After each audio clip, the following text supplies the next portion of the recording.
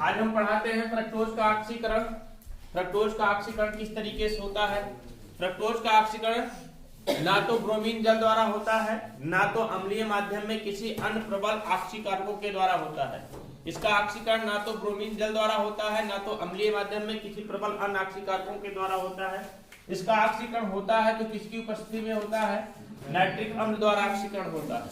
Nitric अम्ल के द्वारा ऑक्सीकरण होता है। तो यह है आपका फ्रक्टोज। फ्रक्टोज का नाइट्रिक अम्ल की उपस्थिति में ऑक्सीकरण होता है तो सबसे बनता है क्या आपका, सबसे पहले बनता है ट्राई हाइड्रॉक्सी ग्लूटेरिक अम्ल। ट्राई हाइड्रॉक्सी ग्लूटेरिक अम्ल का मतलब यहाँ पर COH समूह लग जाता है, यहाँ पर COH समूह लग जाता है, पास में बीच में 3 CHOH 3 CHOH CHOH इस तरीके से लग जाते हैं। इसे बोला जाता है ट्राई हाइड्रॉक्सी ग्लूटेरिक अम्ल, है ना। और फिर इसका ऑक्सीकरण होता है तो इसे क्या कहते हैं, ये बनता है टार्ट्रिक अम्ल। क्या बनता है, टार्ट्रिक अम्ल। टार्ट्रिक एसिड का निर्माण होता है और पुनः टार्ट्रिक अम्ल का ऑक्सीकरण होता है तो क्या बन जाता है आपका, ग्लूकोनिक अम्ल का निर्माण होता है। ये फ्रक्टोज का ऑक्सीकरण है, इसको दिमाग में रखिएगा। ये असंतुलित रिएक्शन है थोड़ा सा, यहाँ पर ध्यान दीजिएगा। नाइट्रिक अम्ल द्वारा ही अब इसका ऑक्सीकरण होता है, किसी अन्य प्रबल ऑक्सीकारकों के द्वारा इसका ऑक्सीकरण नहीं होता है। ये तो था फ्रक्टोज का ऑक्सीकरण। फ्रक्टोज के अंतर्गत एक लास्ट रिएक्शन पढ़नी है आप लोगों को, फ्रक्टोज का अपचयन। तो हेडिंग बनाइए, फ्रक्टोज का अपचयन।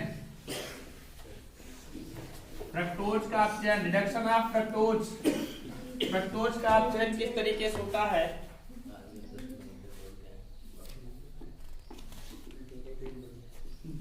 रिडक्शन ऑफ फ्रक्टोज, फ्रक्टोज का अपचयन। अपचयन होगा सोडियम अमलगम द्वारा अपचयन होगा। सोडियम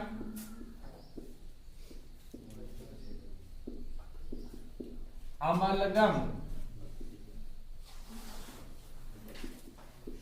द्वारा अपचयन। आप बताइए सोडियम अमलगम कहेंगे किसे, Na एसिड। मतलब कि सोडियम जब किसमें घुल जाता है, मरकरी में घुल जाता है तो क्या कहलाएगा आपका, सोडियम अमलगम कहलाएगा, है ना। मैग्नीशियम घुलेगा तो मैग्नीशियम अमलगम कहलाता है। देखिए फ्रक्टोज की बात करते हैं तो CH2OH bond C double bond O bond CHOH का whole thrice bond CH2OH। Fructose है ये सोडियम अमलगम की प्रेजेंस में, सोडियम अमलगम की उपस्थिति में अपचयित होता है और अपचयित होने के बाद सार्बिटाल नामक यौगिक का निर्माण करता है। क्या बनाता है, सार्बिटाल बनाता है। बनेगा क्या आपका, देखो CH2OH बांड CHOH का होल 4 और बांड क्या आपका CH2OH, इसे बोलेंगे क्या, सार्बिटाल। सार्बिटाल नामक यौगिक का निर्माण करता है ना। ध्यान दीजिएगा किसकी उपस्थिति में अपचयित होगा, ये सोडियम अमलगम द्वारा अपचयित होता है। फ्रक्टोज सोडियम अमलगम की उपस्थिति में अपचयित होकर के, सोडियम अमलगम की उपस्थिति में अपचयित होकर के क्या बनाएगा, देखिए इसका 2 मॉलिक्यूल रहेगा CHOH CHOH।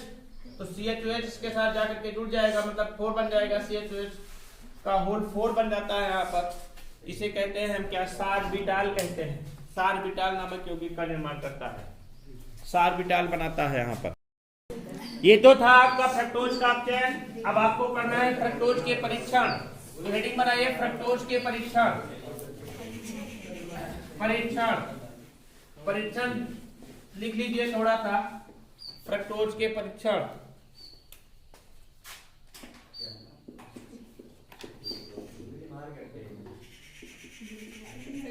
फ्रक्टोज के परीक्षण, इसका परीक्षण टेस्ट ऑफ फ्रक्टोज। पहला परीक्षण क्या है, लिखे fructose Fehling villain. Fructose Fehling villain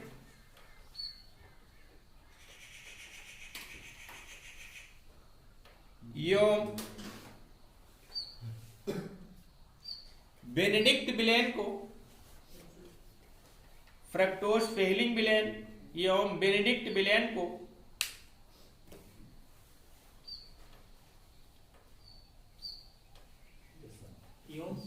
Benedict villain को लाल क्यूप्रस ऑक्साइड के अवक्षेप में लाल क्यूप्रस ऑक्साइड के अवक्षेप में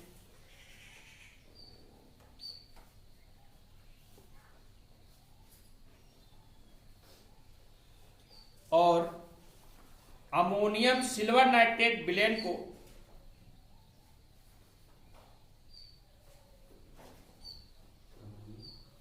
सिल्वर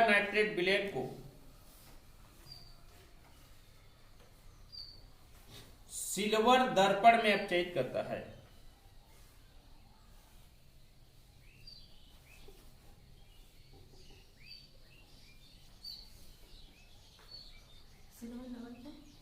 सिल्वर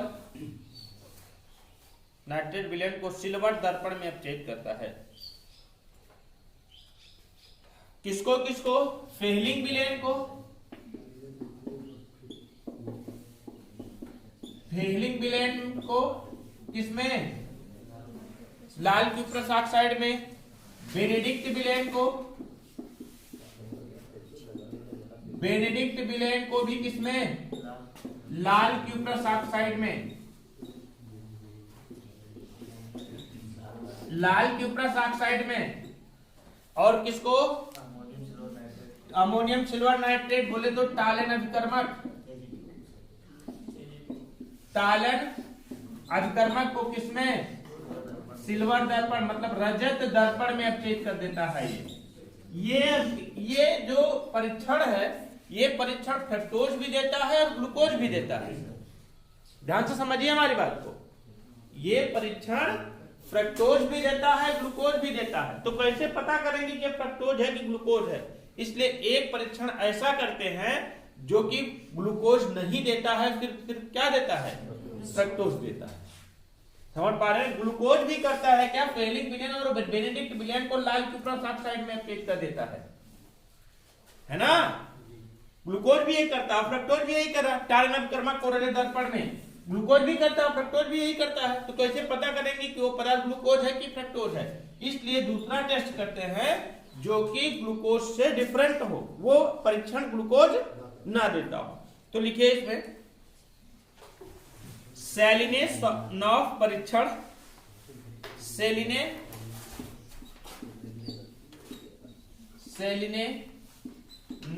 परीक्षण। ये परीक्षण ग्लूकोज नहीं देता, सिर्फ देता कौन सा है? तो फ्रक्टोज देता है। लिखिए फ्रक्टोज को रिसर्चनॉल, सेलिनेनॉफ परीक्षण सिर्फ कौन देता है? फ्रक्टोज देता है, ग्लूकोज नहीं देता। लिखिए फ्रक्टोज को रिसर्चनॉल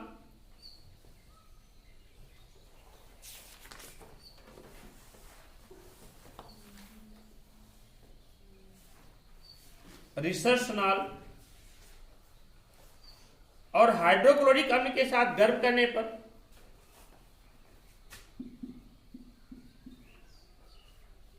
हाइड्रोक्लोरिक अम्ल के साथ गर्म करने पर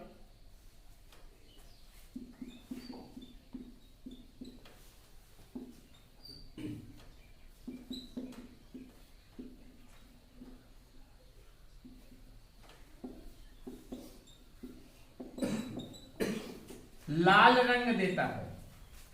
क्या देता है? लाल रंग देता है।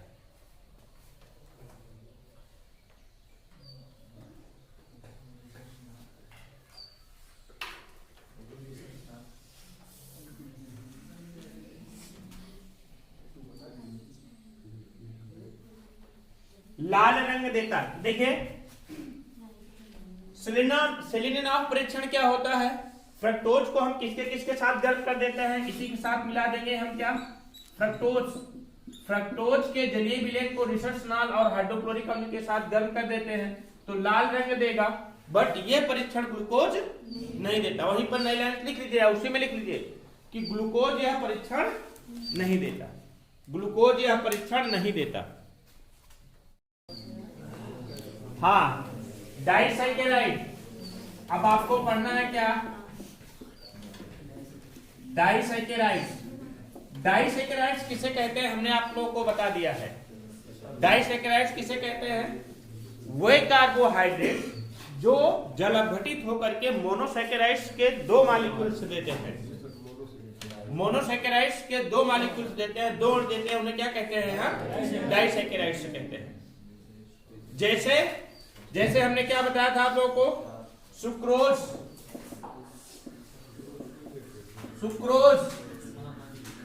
और फिर क्या बताया था हमने? सुक्रोज के साथ साथ में माल्टोस, फिर हमने बताया था आप लोगों को क्या? लैक्टोज। देखिए सुक्रोज कहां पाई जाने वाली डाइसैकेराइड्स है? नहीं, मीठे फलों में ग्लूकोज पाया जाता है, गन्ने के रस में, इसलिए इसको केन शुगर भी कहते हैं। केन शुगर भी कहा जाता है इसे। सुक्रोज गन्ने के रस में पाए जाने वाली शर्करा होती है, इसलिए इसको केन शुगर के नाम से जाना जाता है।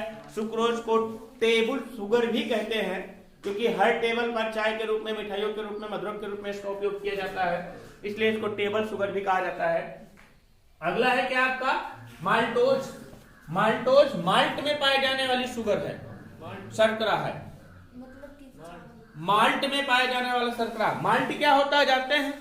माल्ट होता है किसी भी अनाज को अंकुरित कर लिया जाए, अंकुरित करने के बाद उसका पेस्ट बना लिया जाए।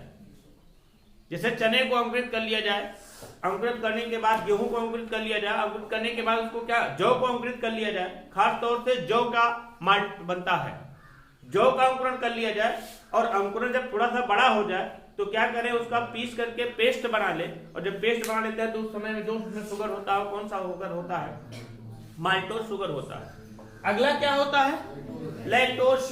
लैक्टोज दूध में पाए जाने वाली शर्करा है। लैक्टोज दूध में पाए जाने वाली शर्करा है। और सही बात तो ये सही चीज है, ये जानिए आप लोग कि सबका फार्मूला एक होता है, C12H22O11, H22O11, C12H22O11। ध्यान से समझिए हमारी बात को। डाइसैकेराइड्स को 2 भागों में विभाजित किया गया है, वहां पर नहीं बताया गया था, यहां पर बताया जा रहा है। डाइसैकेराइड्स को 2 भागों में विभाजित किया गया है। एक होता है क्या आपका? अपचायी शर्करा, क्या कहते हैं? अपचायी शर्करा। दूसरा होता है आपका क्या? अनपचयी शर्करा। अनपचयी शर्करा। देखिए अपचायी शर्करा के अंतर्गत किसको रखा गया है? अपचायी शर्कराओं के अंतर्गत रखा जाता है माल्टोज और लैक्टोज को। किसको किसको रखा जाता है? माल्टोज और किसको? लैक्टोज को। माल्टोज और लैक्टोज को रखा जाता है। और अनपचयी शर्करा के अंतर्गत किसको रखा जाता है? सुक्रोज को रखा जाता है। क्यों ऐसा? ऐसा इसलिए होता है क्योंकि ये माल्टोज और लैक्टोज फेलिंग विलेन को अपचयित कर देते हैं। फेलिंग विलेन को अपचयित कर देते हैं। कौन कौन से? माल्टोज और लैक्टोज। किसको अपचयित कर देते हैं? फेलिंग विलेन को अपचयित कर देते हैं।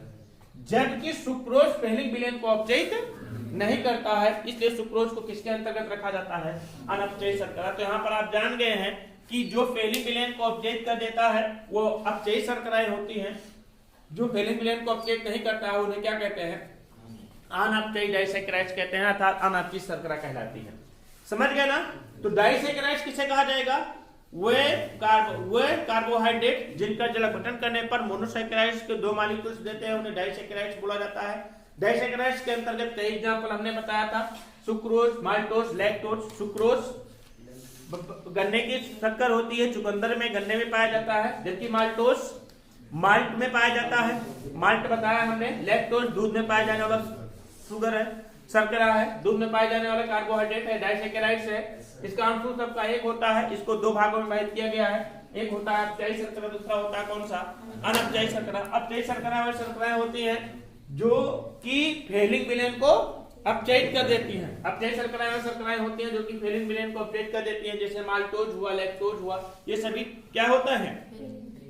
फेलिंग विलेन को अपचयित कर देते हैं, इसलिए इनको अपचयी शर्कराएं बोला जाता है। या अपचयी डाइसैकेराइड्स कह सकते हैं इसे हम, अपचयी डाइसैकेराइड्स कह सकते हैं। और दूसरा क्या होता है? अनपचयी शर्करा, अनपचयी डाइसैकेराइड्स। वो शर्कराएं होती हैं जो कि फेलियर बैलेंस को अपडेट नहीं करती हैं। इसके अंतर्गत आपको तीनों के बारे में पढ़ना है। सबसे ज्यादा सुक्रोज के बारे में पढ़ना है, उसके बाद माल्टोज और लैक्टोज के बारे में भी पढ़ना है। सबसे पहले किसके बारे में पढ़ना है? सुक्रोज। तो इसको हम कल लिखाते हैं, कल पढ़ाते हैं।